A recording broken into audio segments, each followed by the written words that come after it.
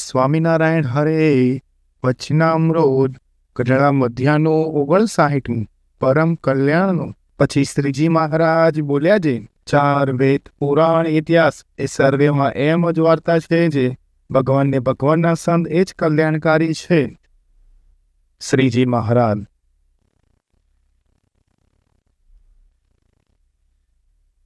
મહારાજ કહે છે,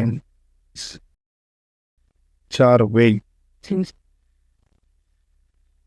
પુરાણ અને ઇતિહાસ કલ્યાણકારી કોણ છે?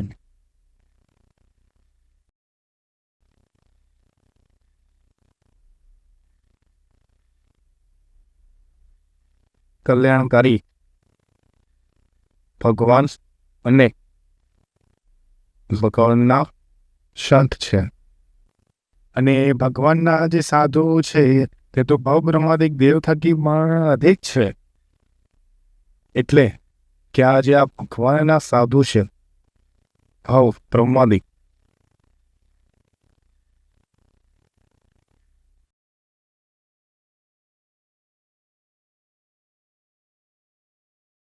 ભગવાનના સાધુ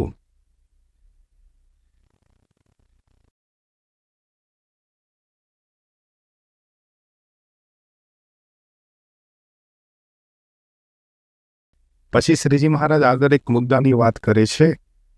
તે ભગવાન કે ભગવાનના સંતની જ્યારે એ પ્રાપ્તિ થઈ ત્યારે જીવને એથી ઉપરાંત બીજું કોઈ કલ્યાણ નથી, એ જ પરમ કલ્યાણ છે. એટલે કે ભગવાન અને ભગવાનના સંત એની જ્યારે પ્રાપ્તિ થઈ, શું થઈ? ઇઝ ઇક્વલ ટુ પરમ કલ્યાણ. એટલે કે ભગવાન અને ભગવાનના સંતની પ્રાપ્તિ થઈ એ જ પરમ કલ્યાણ છે. અને ભગવાનના સંતની સેવા તો બહુ મોટા પુણ્યવાળાને મળે છે, પણ થોડા પુણ્યવાળાને મળતી નથી. માટે ભગવાનના સંત સાથે તો એવું હેત રાખવું, જેવું હેત સ્ત્રી ઉપર છે કે પુત્ર ઉપર છે કે મા બાપને ભાઈ ઉપર છે, એવું હેત રાખવું. તો હેતે કરીને જીવતા થઈ જાય છે. એટલે કે આ ભગવાન અને ભગવાનના સંત ઉપર હેત રાખવું. હિત કેવું રાખવું એ કહે છે, સ્ત્રી ઉપર રાખી છે. એટલે કે સ્ત્રી એટલે જે કોઈ વ્યક્તિ હોય એની પત્ની, પુત્ર, મા બાપ અને ભાઈ ઉપર છે એવો હેત ભગવાન અને ભગવાનના સંત ઉપર રાખવું. અને એ હેત રાખવાથી જીવ કૃતાર્થ થઈ જાય છે.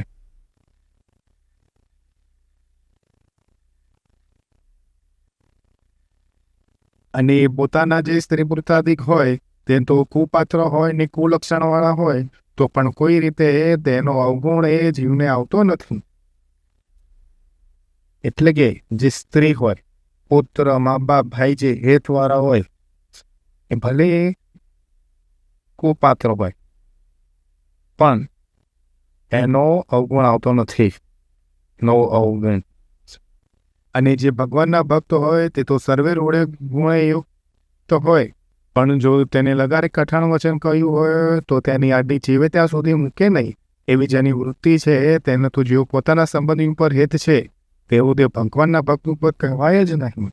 એટલે શ્રીજી મહારાજ કહે છે જે ભગવાનના ભક્ત છે એ જો લગારે ખૂબ કઠણ વચન કહી દે વચન તો શું થાય? આંટી પડી જાય. અને આંટી ક્યાં સુધી રહે? આંટી જીવે ત્યાં સુધી મૂકે નહીં.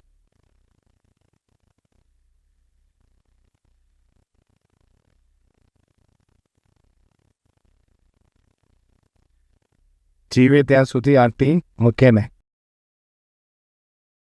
જો સંબંધી ઉપર હેત હોય તો ત્યારે એનું કલ્યાણ થાય નહીં અને આનું કલ્યાણ ના થાય.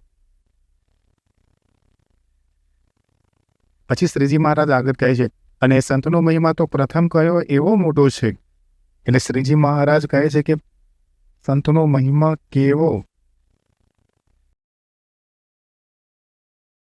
શ્રીજી મહારાજે કીધું પ્રથમ કયો એવો બહુ પ્રમાદિક દેવ થકી અધિક ભગવાનના સાધુ તે સંતનીને ભગવાનની પ્રાપ્તિ થઈ છે તો પણ કોઈકને એમ ડગમગાટ રહે છે જે મારું કલ્યાણ થશે કે નહીં, તેનું શું કારણ છે? એટલે કે જેને આવા સંતની પ્રાપ્તિ થઈ છે એમને ડગમગાટ રહે.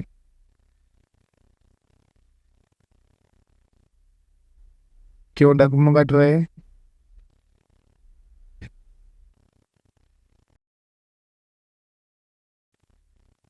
ડગમગાટ એવો રહે કે મારું કલ્યાણ થશે કે નહીં, આવો ડગમગાટ રહે છે. હવે આવો ડગમગાટ રહે છે એનું કારણ શું?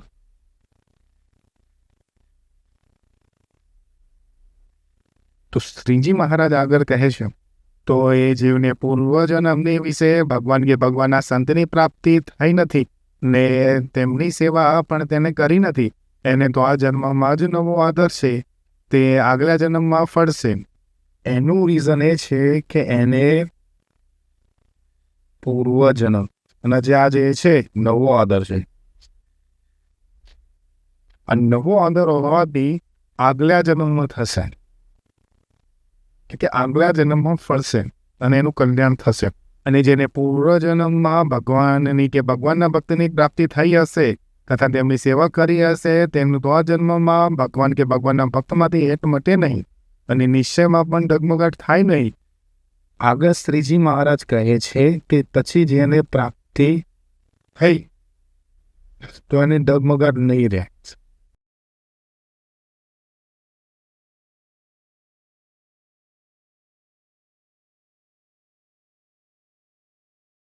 નો ડગમગાટ. બીજું, ભગવાનના ભક્તમાંથી હેત નહીં ટળે. હેત મટે જ નહીં, આવું શ્રીજી મહારાજ શબ્દોસર કહે છે. ત્રીજું એ કે ભગવાનનો નિશ્ચય કોઈ રીતે, શ્રીજી મહારાજ અહીં કોઈ રીતે શબ્દો વાપરે છે, કોઈ રીતે મટે રહે. તે કોઈકની વચને કરીને એના માટે એમાં શું કહ્યું? એને તો જો પોતાનું મગ ડગમગાટ કરાવે તો પણ ડગમગાટ થાય નહીં. અને તેની દ્રઢતા તો જેવી નાથભક્તની છે કે જેવી વિષ્ણુદાસની હતી, કે જેવી હિમરાજની હતી, કે જેવી કાશીદાસને છે, કે જેવી ભાલચંદ્ર શેઠને હતી, કે જેવી દામોદરને છે, તેવી દ્રઢતા હોય ત્યારે જાણવું કે આ પુનર્જન્મનો ભક્ત છે. શ્રીજી મહારાજ કહે છે કે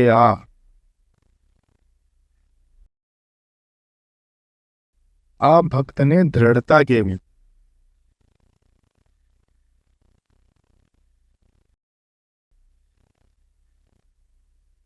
તો જેવી નાથ ભક્તને છે,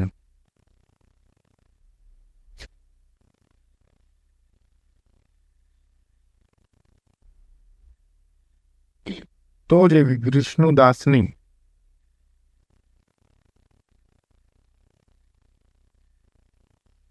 હિમરાજ શાહની છે, કાશીદાસની છે,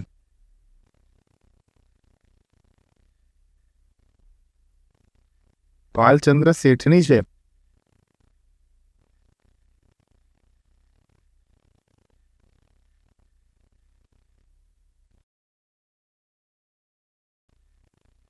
દામોદરની છે. આવી દ્રઢતા હોય, નાથભક્તની હતી, વિષ્ણુદાસની હતી, હિમરાજ શાહની હતી, કાશીદાસને છે, ભાલચંદ્ર શેઠની હતી, દામોદરની હતી. આવી દ્રઢતા હોય ત્યારે જાણવું કે આ પૂર્વજન્મનો ભગવાનનો ભક્ત છે.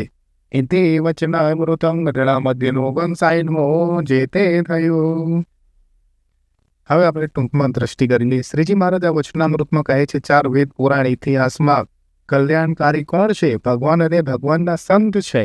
અને જ્યારે આપણને ભગવાન અને ભગવાનના સંતની પ્રાપ્તિ થાય છે ત્યારે આપણે એમ જાણવું કે આપણું પરમ કલ્યાણ થયું. અને આપણે ભગવાન અને ભગવાનના સંત ઉપર હેત રાખીએ. કેવું હેત રાખવું?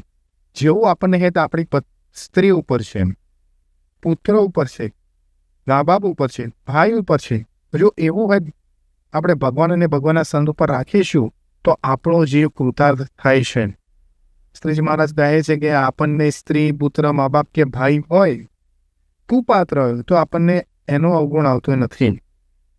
જો આપણને એની ઉપર હેત હોય તો, જો હેત હોય તો, અને જો હેત હોય તો આપણને ભગવાનના ભક્ત કઠણ વચન કહી દે તો આટી આપણને પડી જાય. અને આટી કેવી પડે? તો આટી જીવ ત્યાં સુધી મૂકે નહીં એવી આટી પડે અને આપણું કલ્યાણ થાય નહીં. પછી શ્રીજી મહારાજ આગળ કહે છે, પછી શ્રીજી મહારાજ આપણને આગળ કહે છે સંતનો મહિમા કેવો કહ્યો? જે પ્રથમ કહ્યો એવો બ્રહ્માદિકથી અધિક ભગવાનના સાધુ છે. પણ જો આવું થાય ને આપણને પ્રશ્ન થાય, ડગમગાટ થાય, આપણને પ્રાપ્તિ થઈ ગયા છતાં પણ ડગમગાટ થાય આપણને કે મારું કલ્યાણ થશે કે નહીં, તો એનું શ્રીજી મહારાજ કારણ આપે છે કે આપણનો પૂર્વજન્મ છે અને પૂર્વજન્મમાં આપણને ભગવાન અને ભગવાનના સંતની પ્રાપ્તિ થઈ નથી. એટલે કે આ નવો આદર છે અને આ જ રીતે આ જ રીઝનથી આપણને ડગમગાટ થાય છે. પણ જો ભગવાન અને ભગવાનના સંતની પ્રાપ્તિ થઈ અપૂર્વજન્મ તો આપણને કોઈ પ્રકારનું ડગમગાટ ના થાય. ભગવાનના ભક્તમાંથી હેત મટે જ નહીં. અને ત્રીજું કહે છે શ્રી મહારાજ કે ભગવાનનો નિશ્ચય કોઈ રીતે મટે જ નહીં. કોઈ રીતે શબ્દ વાપરે છે અહીં શ્રીજી મહારાજ. અને દ્રઢતા કેવી હોય તો શ્રીજી મહારાજ પૂર્વના હરિભક્તોનું ઉદાહરણ આપણને આપે છે. તો દ્રઢતા કેવી?